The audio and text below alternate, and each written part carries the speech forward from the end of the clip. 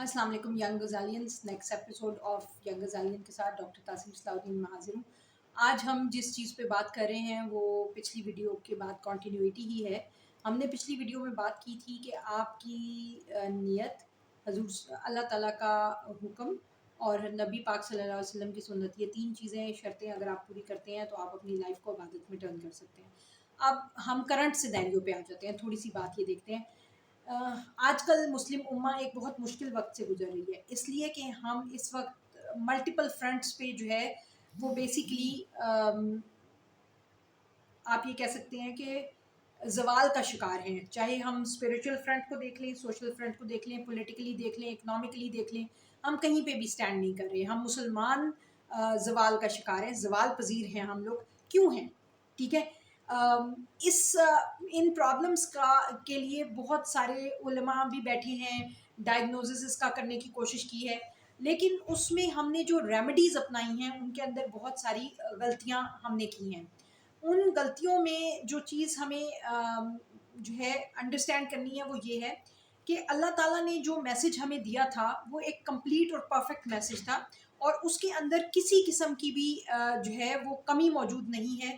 وہ میسج اتنا اسپیشل تھا کہ آج سے 1450 سال پہلے بھی مسلمانوں کو اٹھا کے دنیا کے حکمران کنورٹ کر دیا، اور عام بدو تھے، ٹھیک ہے۔ اگر وہ اس میسج کو یوز کرتے ہوئے دنیا میں حکومت کر سکتے ہیں تو ہم کیوں نہیں کر رہے؟ ہمارے پاس بھی وہی قرآن ہے، وہی میسج ہے، وہی ساری چیزیں ہیں، ہم ایسا کیوں نہیں کر رہے ہیں؟ اس کی وجہ یہ ہے کہ تمام انسٹیٹیوشنز جو ہیں وہ ہمارے انسٹیٹیوشنز جن کے تھرو ہم اپلیکیشنز کر رہے ہیں، فار ایگزامپل میں یہ کہتی ہوں کہ پاکستان کی بات کر لیتے ہیں، کیونکہ میں ایک پاکستانی ہوں تو پاکستان کی بات کر لیتے ہیں۔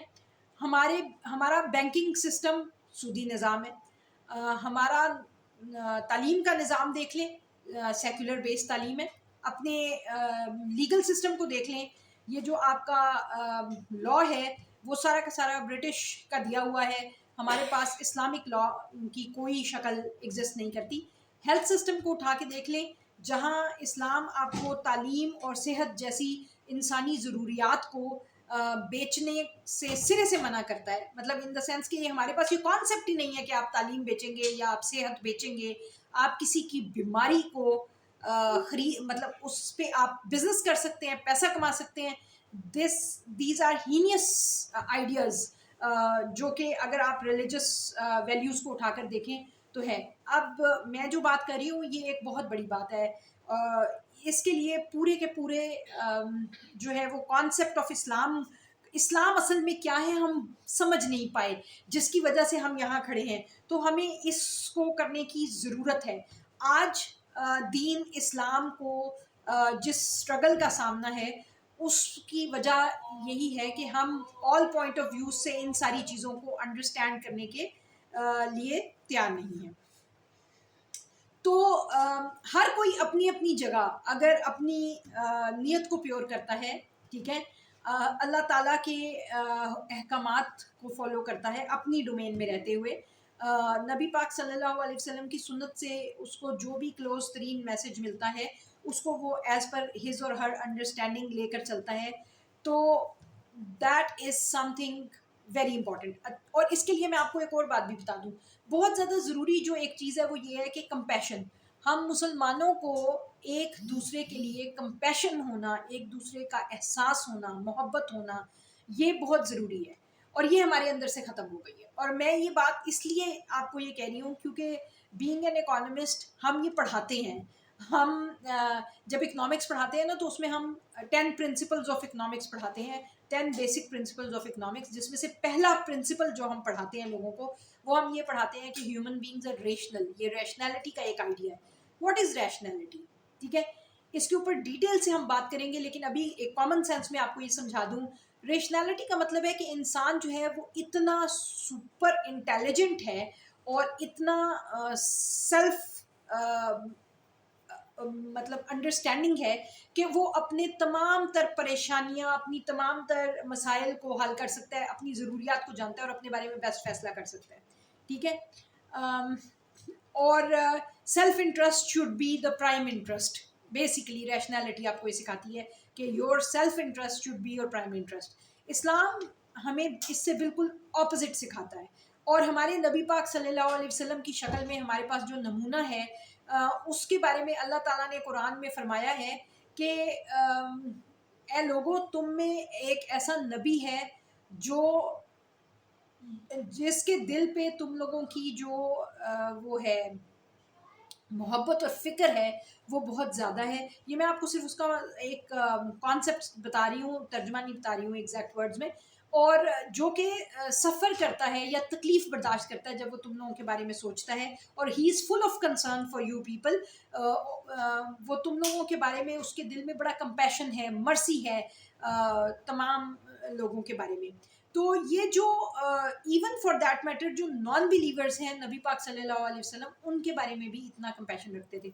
आज हम अपने मुसलमानों का हाल देख लें तो क्या हम आपस में एक दूसरे से कंपैशन रखते हैं?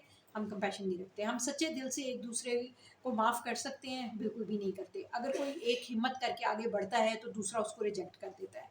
और ज़्यादातर हम मुनाफ़िक़त की ज़िंदगी गुजार रहे हैं। हम सच कहने से डरते हैं। हमारे यहाँ जो ताकतवर है उसके आगे तो हम झुक जाते हैं, और जो कमज़ोर होता है उसको हम पीस के रख देते हैं।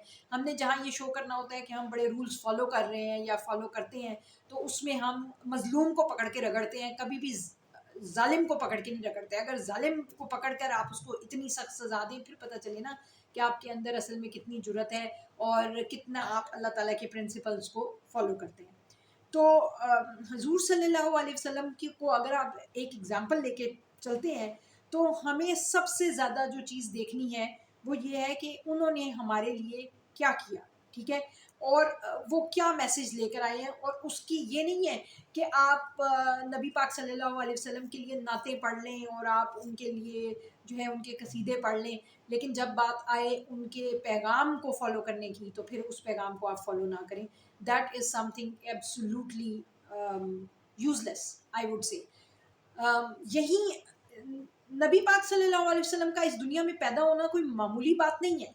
ये ऐसा हिस्टोरिकल इवेंट था, ऐसा यूनिक हिस्टोरिकल इवेंट था जिसने तमाम बनीनो इंसान को यकजा करने में, मतलब और कोई सिस्टम आप उठा कर देख लें, दुनिया का कोई सिस्टम ऐसा नहीं है जिसने रंग, नस्ल, ज़ुबान, इलाके और ज़हनी ख़यालात और पता नहीं क्या कुछ की डिविएंस को पार करते हुए नॉन दुनिया के इंसानों को इस कदर एक ग्रुप में जोड़ा हो, सिवाय हजूर सल्लल्लाहु अलैहि वसल्लम के इस इस्लाम के पैगाम के जिसको कि वो लेकर आए थे, ठीक है। तो अब जो है हमने जो चीज़ें आगे चल के हमने देखनी है वो ये है कि क्या कैरेक्टरिस्टिक्स थे नबी पाक सल्लल्लाहु अलैहि वसल्लम की ज़ात में जो कि आजकल के ज़माने में नापैद हैं, और अगर हमने उनको एक्वायर करना है वन आफ्टर द अदर, ठीक है, तो वो हमने कैसे करना है।